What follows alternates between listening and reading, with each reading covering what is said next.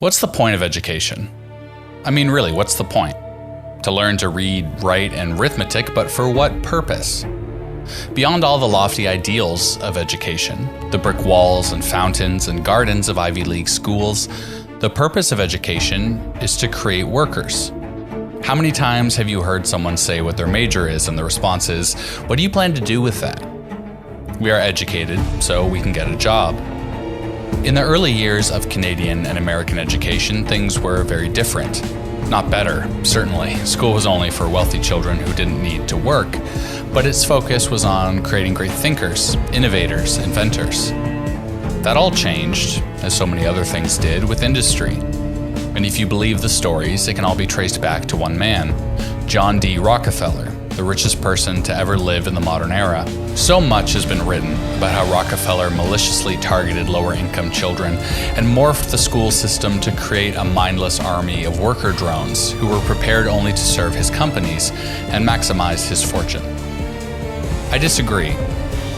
There's a philosophical phrase called Hanlon's razor. It states, "Never attribute to malice that which is adequately explained by stupidity." Rockefeller and his influence on education is a perfect example. The position of power that Rockefeller found himself in over education was a byproduct of his massive fortune, and of capitalism, which places into position of power and influence powerful people who often know nothing about the field they are influencing. In this video, we explore Rockefeller's approach to education, fueled, I believe, by a legitimate desire to help, and how his best intentions and complete lack of expertise had dramatic and far-reaching consequences that affect the way you learn to this day.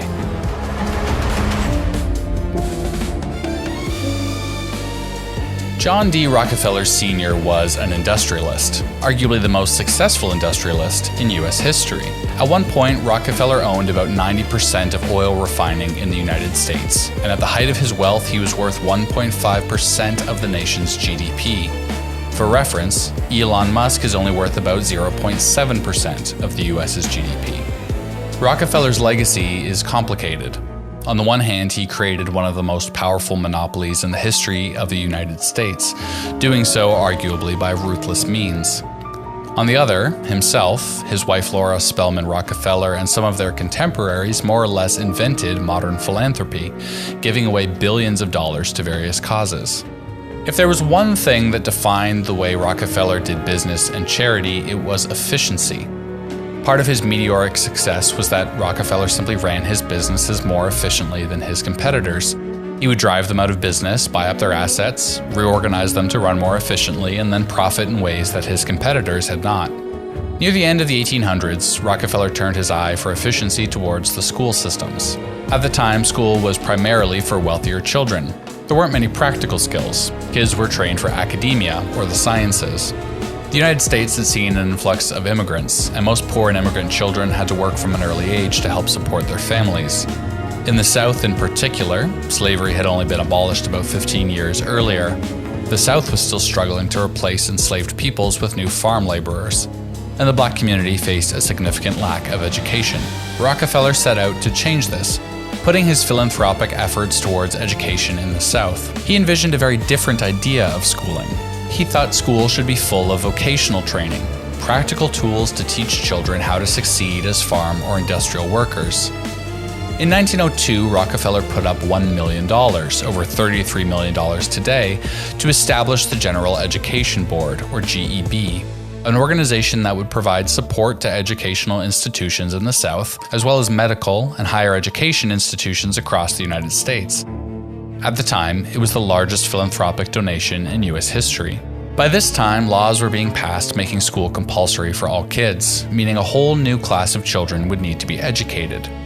Rockefeller, who, despite claims to the contrary, retained massive decision-making power within the GEB, and the GEB itself had a clear belief when it came to education, that poor children should be trained not for academia, but as workers. Periodically, members of the GEB would publish occasional papers, a place where they could outline and disseminate their views on education. In the first occasional paper, titled The Country School of Tomorrow, written by a member of the Board of Trustees, Frederick Gates, Gates recommends that educators teach every industry in the district. that which would be found in the kitchen, barn, or shop in order to meet the lowly needs of rural life. He thought children should learn how to cook and what to eat, how to make clothing, and emphasized the importance of scientific farming. These sentiments would be continued in future papers, minimizing the importance of the 3 R's, except for children who would need it, i.e. rich children who were destined for college, and emphasizing the importance of vocational education. The GEB didn't technically have any power to make decisions about education, but used their sizable financial resources to influence educators, either through GEB-hosted conferences or through helping to fund new educational programs that aligned with their mission. Now, I feel that it's important to give some credit where credit is due. The programs that the GEB implemented helped many children gain experience and knowledge needed to open up new opportunities for them.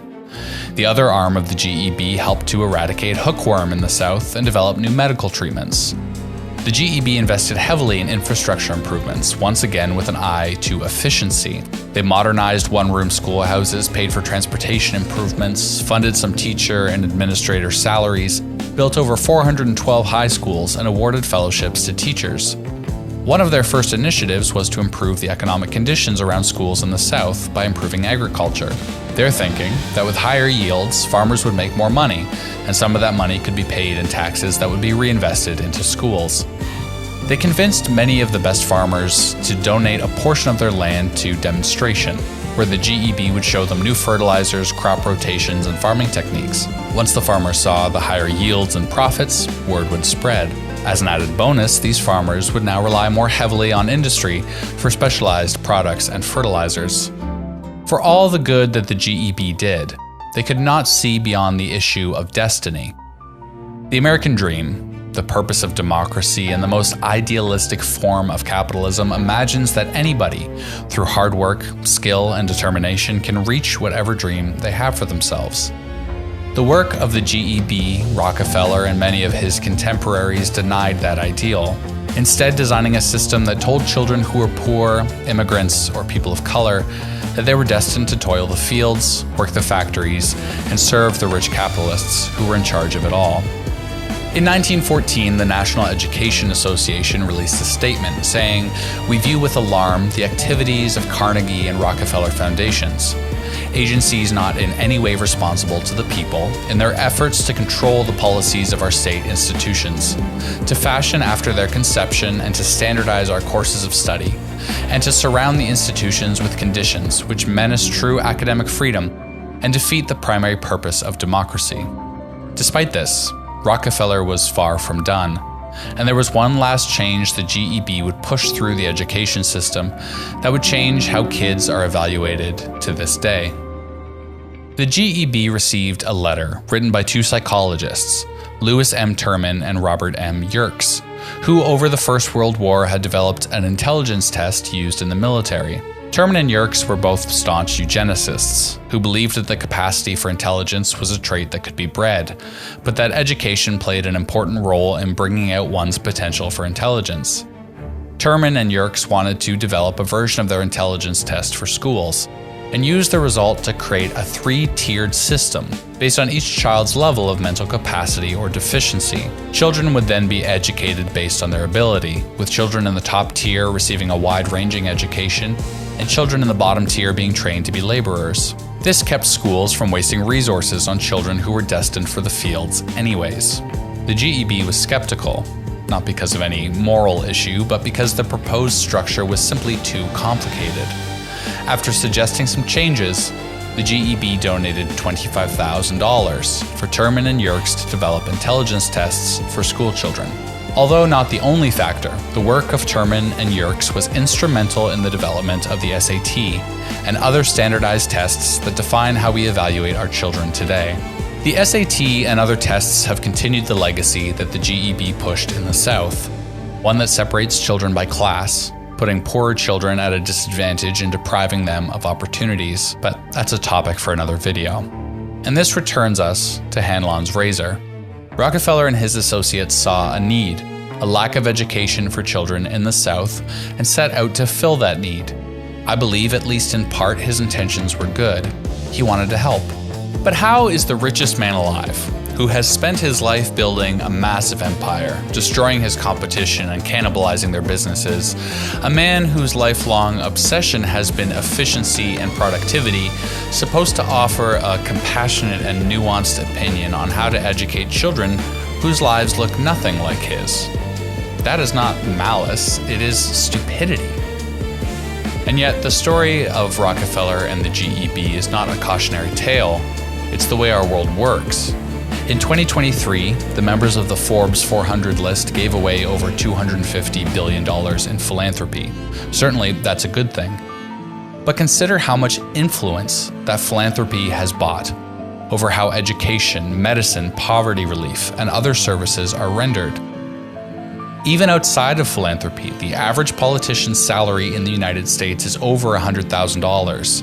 And yet these are the people we ask to make decisions on how best to support the poor and disenfranchised in our society. One of Rockefeller's most famous quotes, often used to show his motivation in changing education, is, "I don't want a nation of thinkers, I want a nation of workers." This quote, by the way, was first attributed to him in a 2006 documentary full of UFO conspiracy theorists. He probably never said it. One thing he did say in a 1932 interview is, "I believe the power to make money is a gift of God, to be developed and used to the best of our ability for the good of mankind." Does that sound like a man who set out to reshape education with malice in his heart? Or simply someone with far more power than he should have ever had over how we learn, and too stupid to know what to do with it?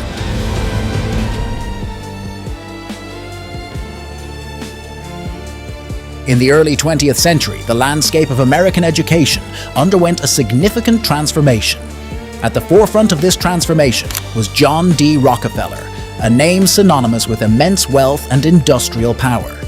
This video delves into the history, chronology, and implications of the Rockefeller school system, exploring its far-reaching impact on education and society. The late 19th and early 20th centuries were marked by rapid industrialization and urbanization in the United States. During this period, the need for a more structured and unified education system became apparent. John D. Rockefeller, a titan of the oil industry, saw an opportunity to influence this sector profoundly. In 1902, he established the General Education Board, GEB, with a mission to promote education throughout the country. Rockefeller's vision for education was not just about increasing literacy, but also about shaping the future workforce. The GEB received substantial funding, eventually amounting to over $180 million, a massive sum at the time. This funding was directed towards standardizing education, particularly in the South, which lagged behind the rest of the country in terms of educational infrastructure and accessibility. The GEB's influence extended beyond mere funding. It played a crucial role in shaping the curriculum, emphasizing subjects that would produce a disciplined and efficient workforce.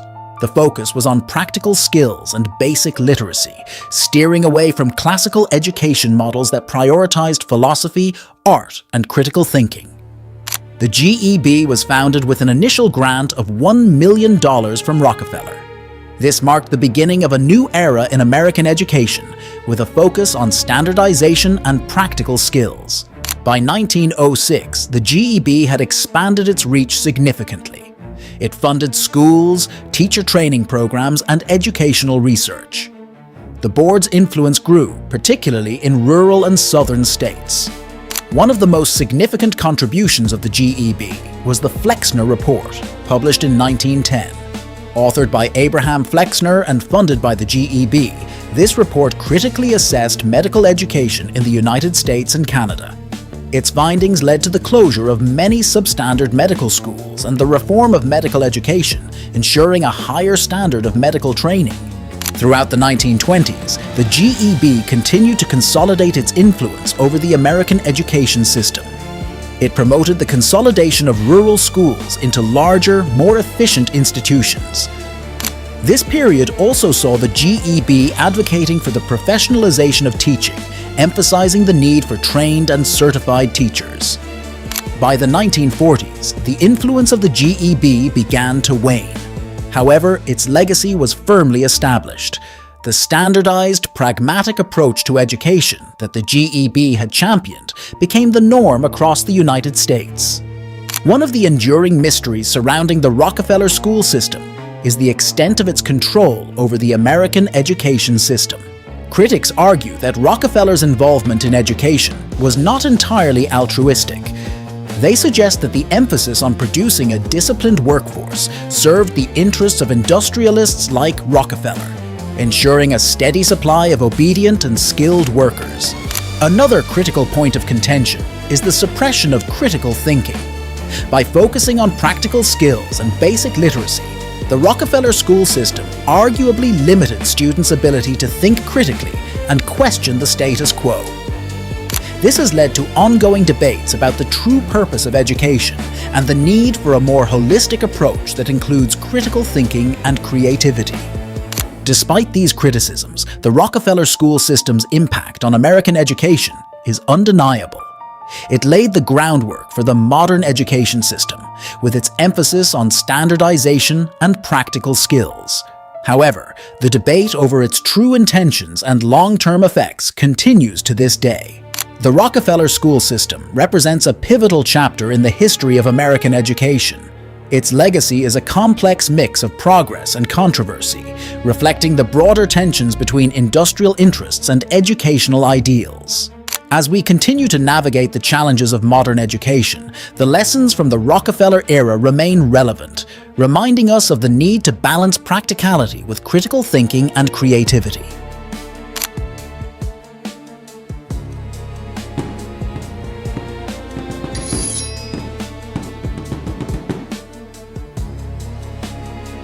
The 19th century saw the rise of the modern industrialist, an explosion of immigration, inventions that would change the world, and the birth of the billionaire class.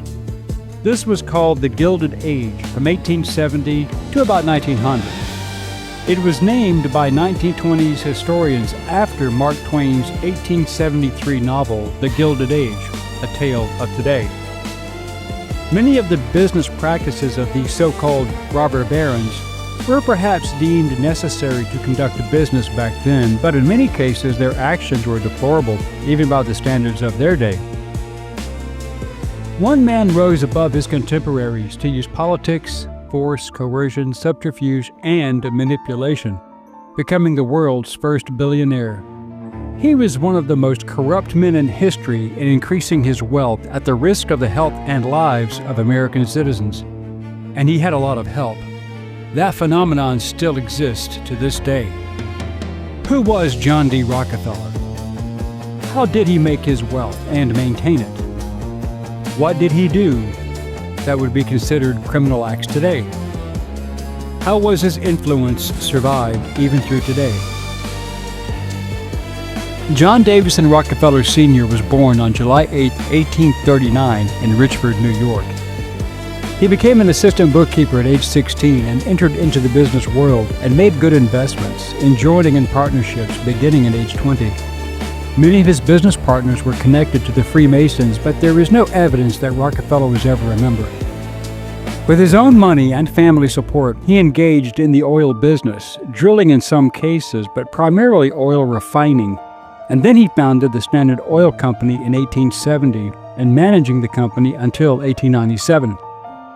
By 1900, Rockefeller controlled about 90% of all the petroleum production in the United States, and his research teams created the first plastics, gasoline for internal combustion engines, which brought himself and Henry Ford quite close together, as well as Andrew Carnegie, the steel magnate, all as business partners.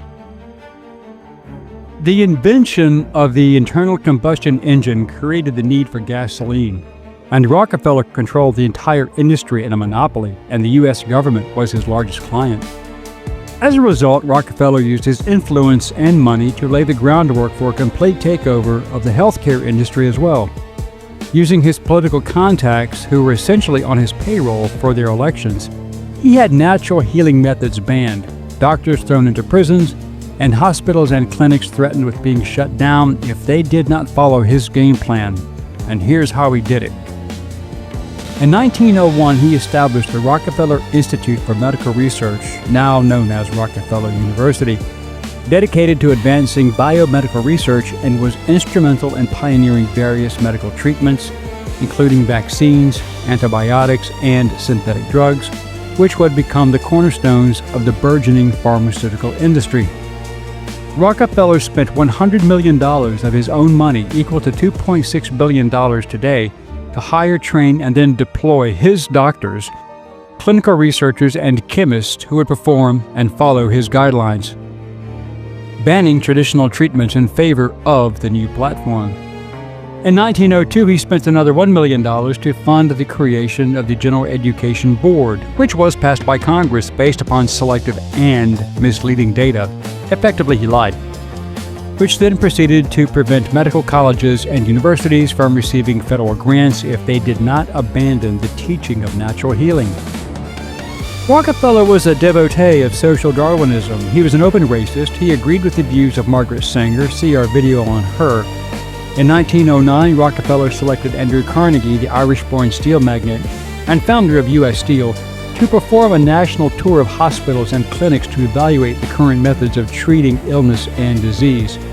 So Carnegie chose a former school teacher, Abraham Flexner, who was neither a physician nor scientist, definitely not a doctor, but actually a wealthy owner and operator of a for-profit college in Kentucky. The result was the Flexner Report of 1910, which called for a centralized system of controlling healthcare in a true socialist fashion, but also created the age of big pharmaceutical companies.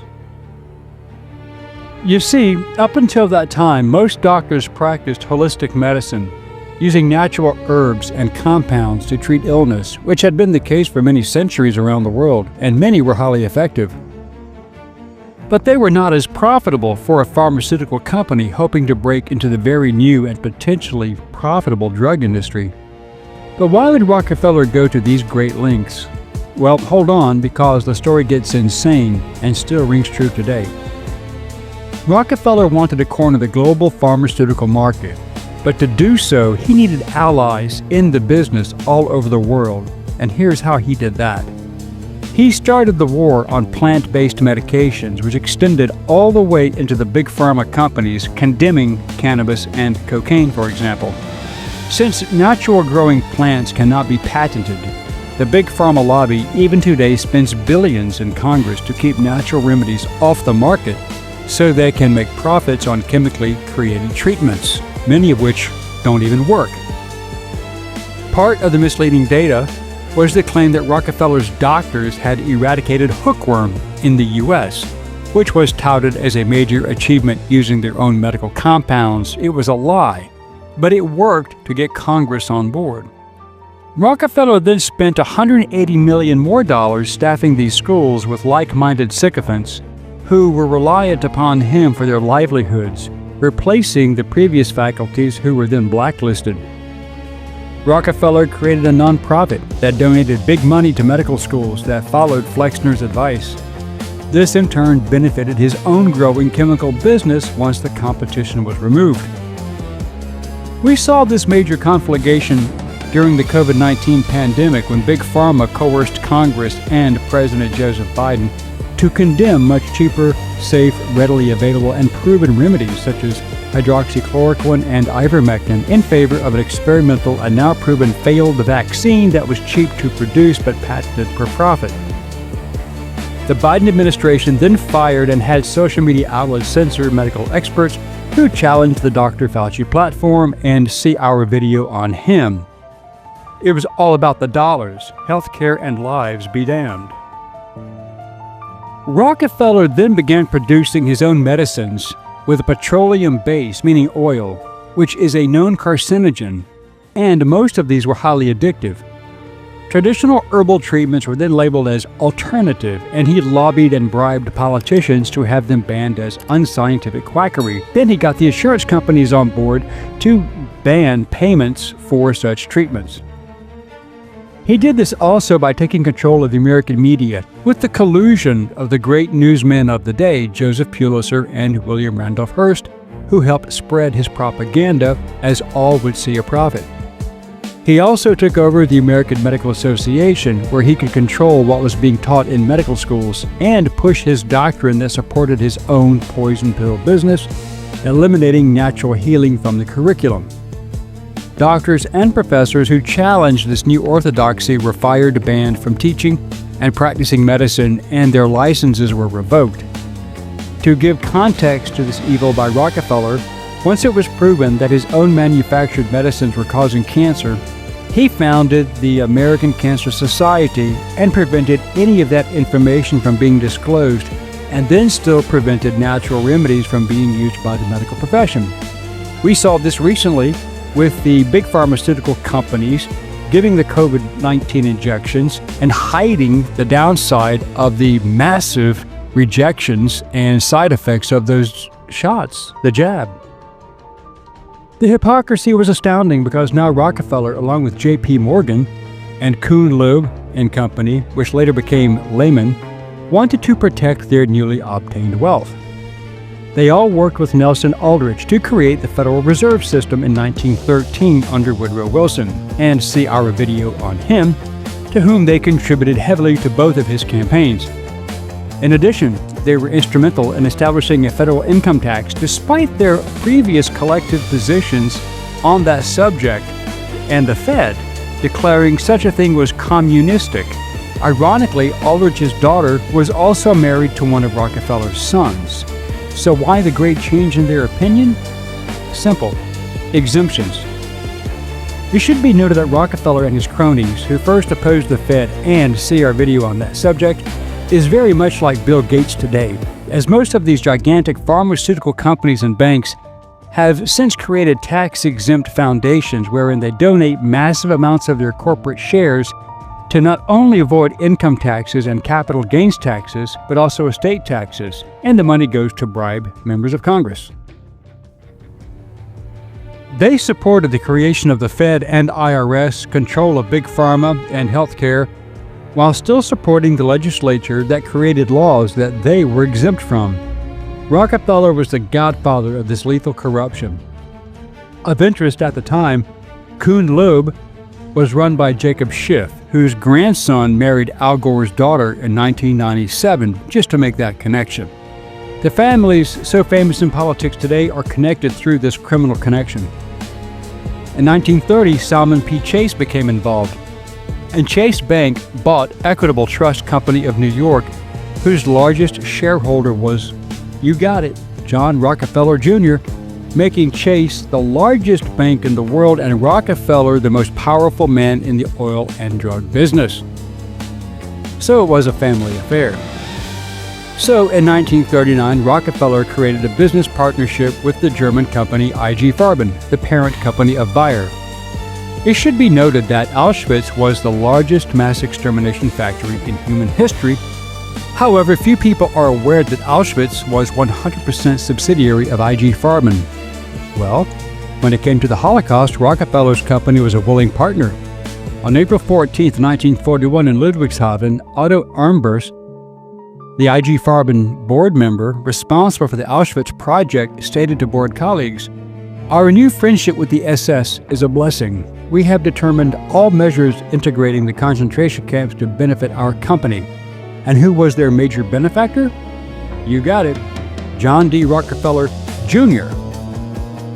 What he was referring to was the production of a pesticide called Zyklon B, which was being used on crops and as a household insecticide, but was being phased out due to health concerns. SS doctors such as Karl Brandt and others found a very good use for it in the gas chambers, making mass murder more efficient than carbon monoxide buses and firing squads. As a result of the horrors that resulted after World War II, IG Farben was dissolved and rebranded under the companies such as General Mills, Kellogg, Nestle, Bristol-Myers Squibb, Procter & Gamble, Roche and Yerkes, now Sanofi Aventis, among others. Today, IG Farben still exists as a company, but in liquidation. And the connections go even deeper where corruption is concerned, as David Rockefeller, the grandson to David Sr., was the CEO and chairman of Chase Manhattan, which later became J.P. Morgan Chase. Today, J.P. Morgan's assets are worth over $2.727 trillion. Chase had a strong presence in Hong Kong, but now the Chinese Communist Party is in charge, so that may explain a few things for a future video. This sector of the medical industrial complex employs something on the order of 1,100 highly trained federal lobbyists, more than 2 for each member of Congress. The Center for Responsive Politics estimates that the drug companies spent $280 million on Capitol Hill in 2017 alone, a 12% increase over 2016 spending. They also poured $58 million into the 2016 election, mainly supporting Democrats, but a few did support Donald Trump, hedging their bets. Today, the Rockefeller empire, in tandem with J.P. Morgan Chase, owns 50% of the big pharma industry in the U.S., and the U.S. alone accounts for over 50% of all global pharma sales in the industry. And that is the second largest manufacturer of products after the weapons industry. However, as if the corruption was not bad enough, in order to make even greater profits, Big Pharma started moving their manufacturing overseas in the 1990s using cheap and even slave labor, but still raising the cost of medications, and today, most of our more important drugs come from India and China. We need change, and change is coming.